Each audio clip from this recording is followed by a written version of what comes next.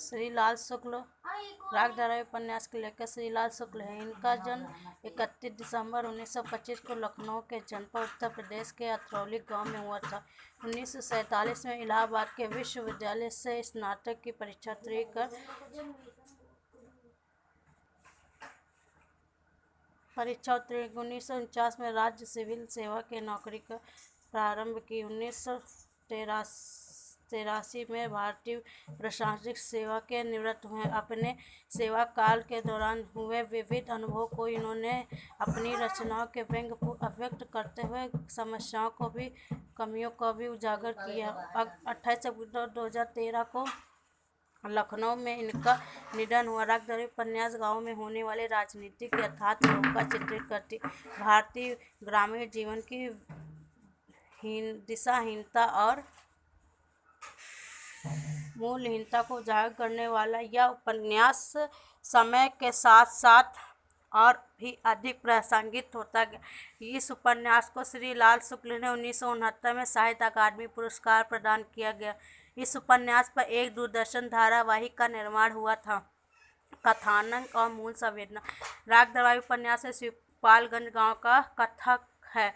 संपूर्ण कथा के केंद्र में छंगामल विद्यालय इंटरमीडिएट कॉलेज है। कॉलेज की गतिविधियों के माध्यम से संपूर्ण घटनाक्रम का विकास होता है।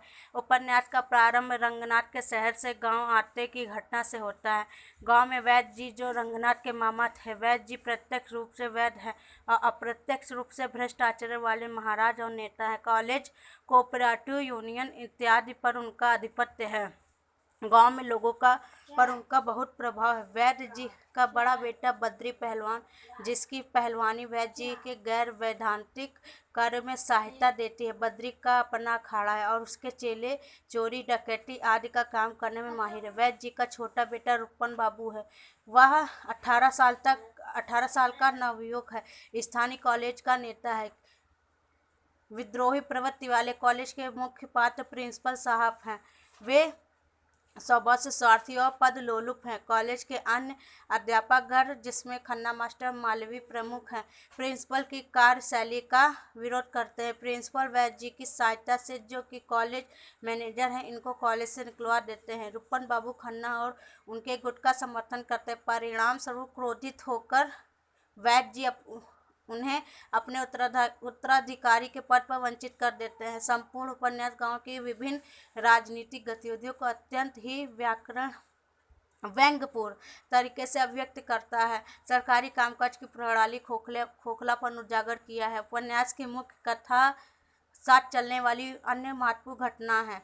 रामाधीन भीखम खेड़ी की कथा, जो तस्कर और वैद्य जी का विरोधी है। गया दिन की कथा, जो बेला के पिता वे सूद पर चलाते हैं, कपड़ों की दुकान करते हैं, और छोटे पहलवान उनके पिता कुशहर प्रसाद की कथा सदैव आपस में लड़ते झगड़ते हैं। लंगर प्रसाद की बिना रिश्वत दिए तहसील दफ्तर में चक्कर लेने कथा, जो अंत तक प्राप्त नहीं हो पाती। शनिचर और मंगल प्रसाद की वैद्य जी की गुलामी करते हैं। कॉलेज प्रबंध समिति की बैठक, भुजबल का प्रयोग, वैद्य जी पुनः मैनेजर बनाना, वैद्य जी के लिए काम करने वाले जोगनाथ की गिरफ्तार, पुलिस की कार्रवाई, अदालत का वातावरण।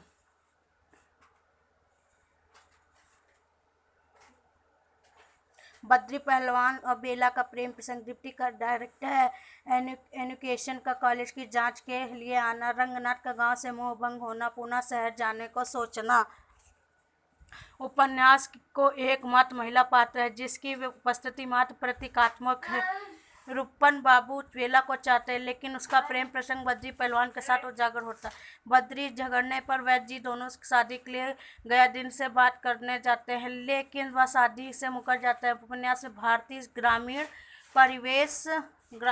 परिवेश और ग्रामीण व्यक्ति की सोच को पकड़ने का लेखक ने पहला प्रयास किया है। संपूर्ण उपन्यास 35 भागों में विभक्त है। अंत में पलायन संगीत के शीर्षक से उपन्यास का अंत होता है। प्रिंसिपल और खन्ना मास्टर की लड़ाई में रंगनाथ को खन्ना के प्रति सहानुभूति होती, अतः वह उसकी सहायता करता है। अंत में वैद्य जी खन्ना मास्टर से बलपूर्वक त्यागपत्र ले लेते हैं। प्रिंसिपल साहब खन्ना मास्टर के स्थान पर रंगनाथ को कॉलेज में इतिहास विषय पढ़ाने को प्रस्ताव रखते हैं। यह सब सुनकर रंगनाथ क्रोधित हो जाता है और इस सब परिस्थितियों से पलायन करने की सोचता है। यही उपन्यास पलायन संगीत है। लेखक का यह काल्पनिक शिवपालगंज लखनऊ के आसपास का ही अब जान पड़ता है। उपन्यास को व्यंग्यपूर्ण शैली में लिखा गया। इसे विथिकी शिल्प और देशज मुहावरों के साथ गढ़ा गया है। उपन्यास की भाषा उर्दू, शब्द बहल हिंदी है। कहीं कहीं पर व्यंग्य रूप में प्रिंसिपल साहब से अवधि के वाक्य कहलवाए हैं और अंग्रेजी देशज शब्दों का प्रयोग भी किया है। भाषा प्रयोग तत्कालीन परिवेश एवं सरकारी दफ्तरों की कार्यशैली के अनुरूप है। उर्दू शब्दों में मजमून, बदकलाम, हिराकत, मुआयना, इत्तला, सुबह, इजलास, मिसल, इत्मीनान, मनिंद, सोहबत, ओहदेदार, तफरीह, अलामत, ममानियत, इम्तिहान, तुझे बेकार आदि अंग्रेजी शब्दों में volunteer, inspector, tonic, assistant, curator, deputy director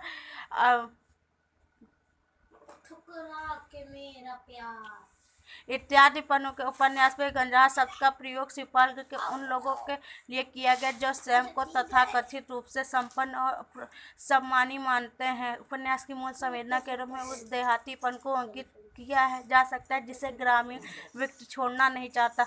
उसने उस देहातीपन को ही अपनी पहचान स्वीकार कर लिया। वह अपने आसपास घटित होने वाली हर चीज़ को सहज स्वीकार करता है और बिना प्रभावित हुए जीवन काटता रहता है। लेखक ने देहातीपन की इसी मानसिकता को विविध प्रशासनिक व्यवस्थाओं की हास्यास्पद कार्यशैली के माध्यम से अभिव्यक्त किया। इस अर्थ में यह उपन्यास वर्तमान में और भी अधिक प्रासंगिक है। उपन्यास के पात्र वैद्य जी बद्री पहलवान है और रूपन बाबू प्रिंसिपल साहब है, रंगनाथ है छोटे पहलवान है। अब इनके बारे में देख लेते हैं। वैद्य जी बाहर से धर्मात्मा लेकिन भीतर से भ्रष्ट पुरुष हैं। स्वार्थ, पदलोलुपता एवं बड़े अधिकारियों की चाटुकारिता उनके गुण हैं। शिवपालगंज में लोग इनका बहुत आदर करते हैं। साम दाम दंड भेद किसी भी तरह किसी बात को अपने पक्ष में करवा लेने वैद्य जी की प्रमुख विशेषता है। बद्री पहलवान ये वैद्य जी के बड़े बेटे जिनका पूरा नाम है बद्री प्रसाद, बड़े बेटे ये घर के अखाड़ा चलाते हैं। इनका कई चेले चोरी इत्यादि का काम करते हैं। वैद्य जी के हर अवैधिक कार्य ये भुजबल से सहयोग करते हैं। रूपन बाबू ये वैद्य जी के छोटे बेटे, कॉलेज में यूनियन के नेता हैं। प्रखर एवं विद्रोही स्वभाव के साथ अपने पिता के विरोधी हैं। उम्र में छोटे होने के बावजूद भी इनका सभी सम्मान करते हैं। प्रिंसिपल साहब ये शिक्षा पद्धति के उस रूप का प्रतिनिधित्व करते हैं जिनकी वजह से शिक्षा और शिक्षार्थी दोनों की रसातल में पड़े हैं। शिक्षकों पर अपना धौंसा जमाकर हमेशा कॉलेज पर कब्जा रखने की इच्छा रखने वाले रंगनाथ शहर से बीमार होकर सेहत बनाने अपने मामा जी के वैद्यनाथ के घर आते हैं। इन्हें समस्त घटनाक्रम के मूक दर्शक के रूप में देखा जा सकता है। छोटे पहलवान हर समय मरने मारने तक उतारू छोटे पहलवान बद्री प्रसाद के शागिर्द हैं। उनकी सहायता के लिए कार्य करते हैं। वैद्य जी की सभा के स्थायी सदस्यों में एक है। इनके अतिरिक्त और पात्र है खन्ना मास्टर, मालवी मास्टर, सनीचर, जोगनाथ लंगड़, गयादीन दरोगा जी, रामदीन विक्रम खेड़ी, कुशहर प्रसाद, राधेलाल सिंह साहब इत्यादि उपन्यास के अन्य महत्वपूर्ण पात्र हैं। महत्वपूर्ण कथन देख लेते हैं। स्टेशन बैगन से एक अफसरनुमा चपरासी और एक चपरासी नुमा अफसर उतरे। वर्तमान शिक्षा पद्धति रास्ते में पड़ी हुई कुतिया जिसे कोई भी लात मार सकता है। इस देश में लड़कियां ब्याहना भी चोरी को करने का बहाना हो गया है, लंगड़ बोलता है। लेक्चर का मजा तब है जब सुनने वाले भी समझे और बकवास कर रहा है और बोलने वाले भी समझे कि बकवास कर रहा है। वैश्याओं और साधुओं की तरह नौकर पेशा वालों की उम्र के बारे में भी कुछ कहा नहीं जा सकता।